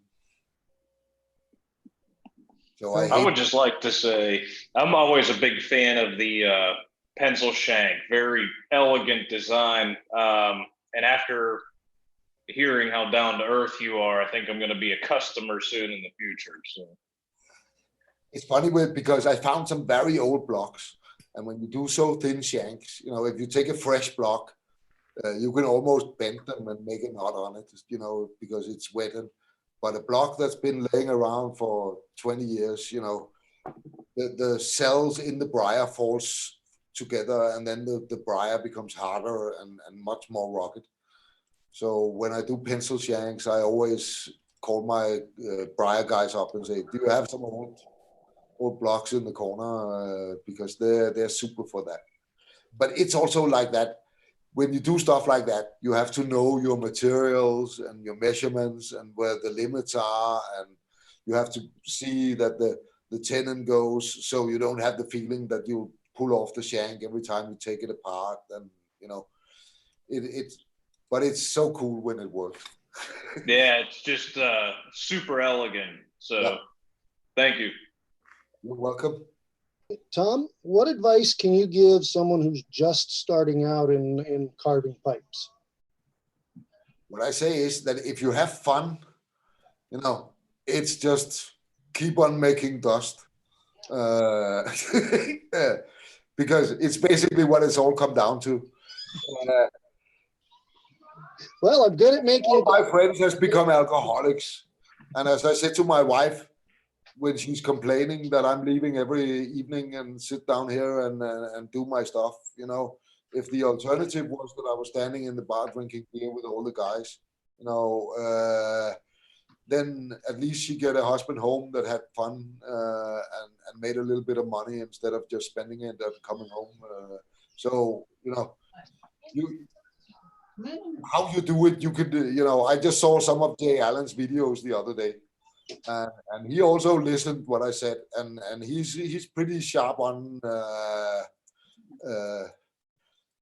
There's a little small differences in how we make it, but he makes very good videos and stuff like that.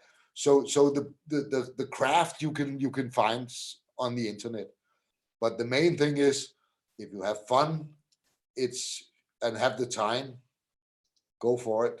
Then when you made 10,000 pipes, I'm pretty sure you'll be damn good at it.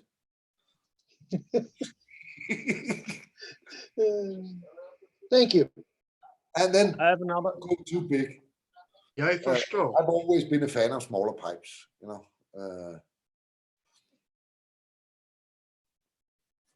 Bart, go ahead.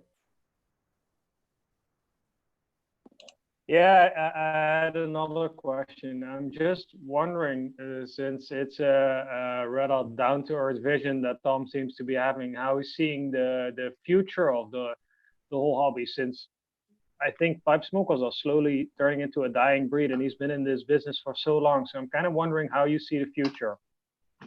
I think that this thing the world is going through right now will give us another boost. But in the long run, smoking is not the hippest thing you can do.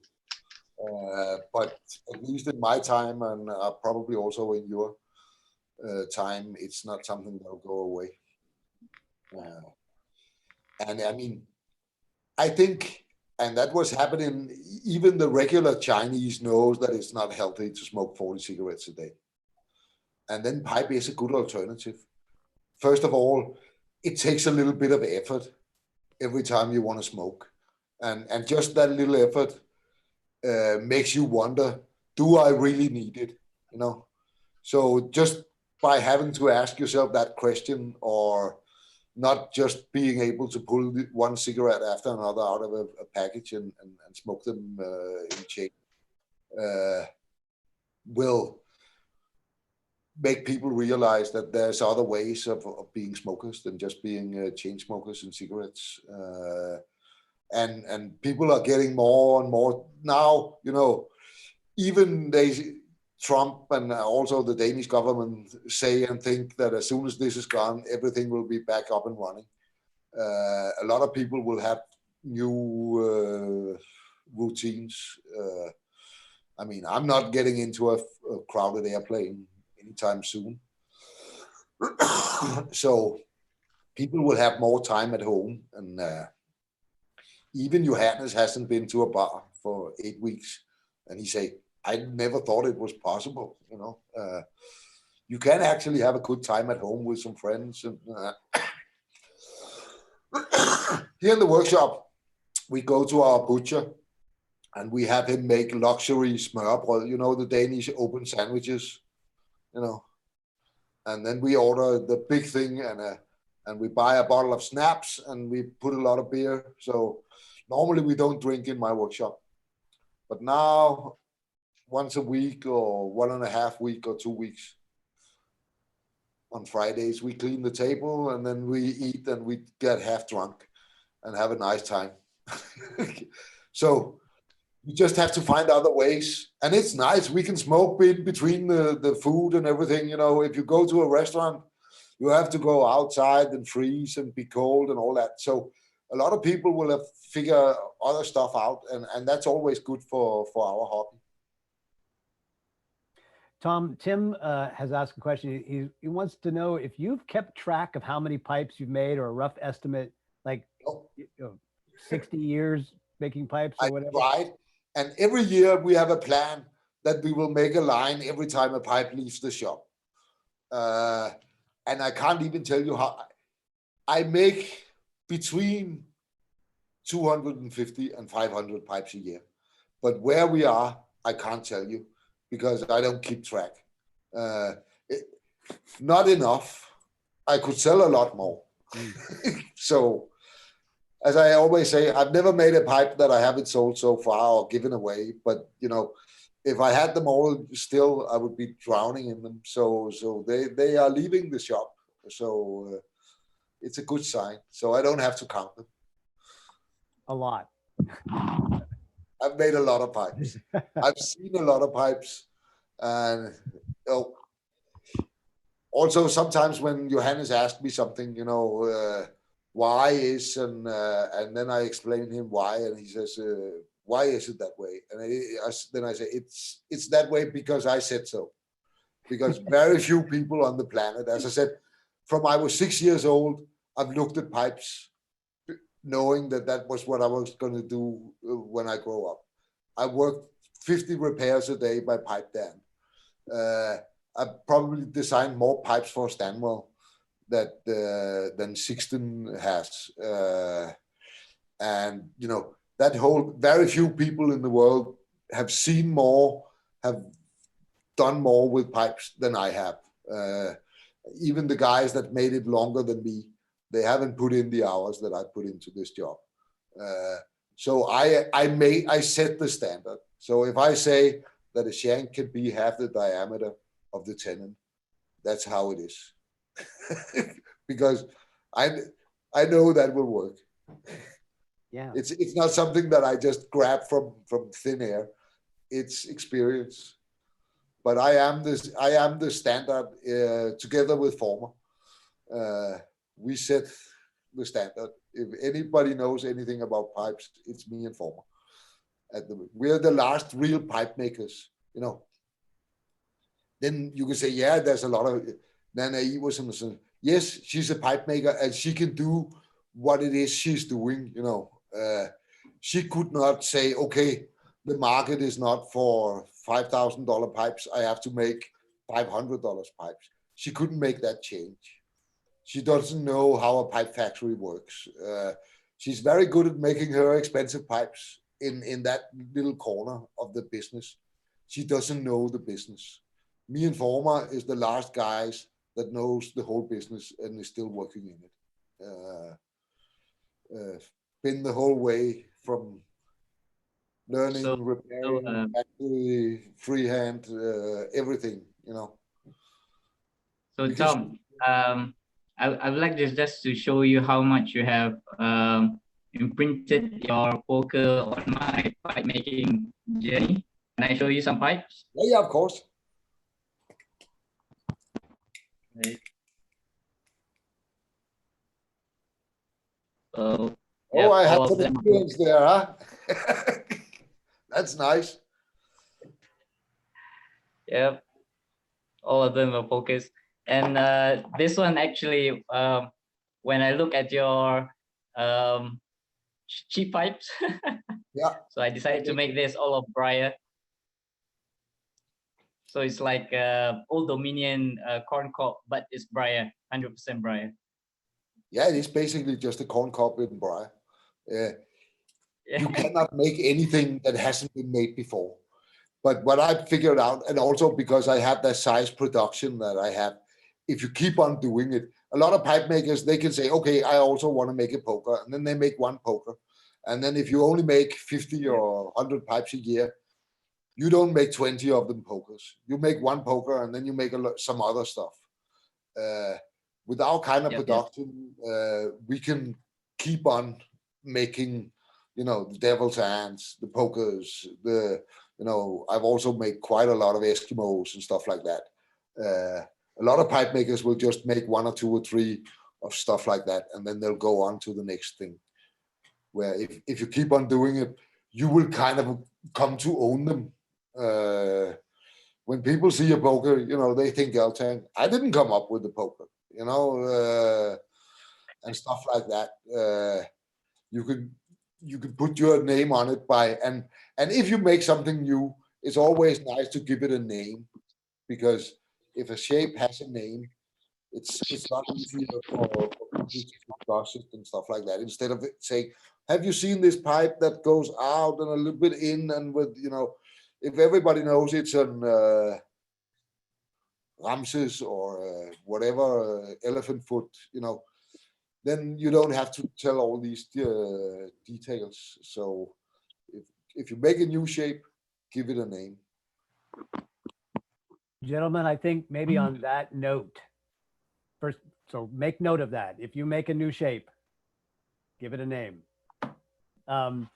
But I notice a lot of guys have had to leave already. It's because it's late where they are, and they've got other things that, you know, they're on the hook for doing.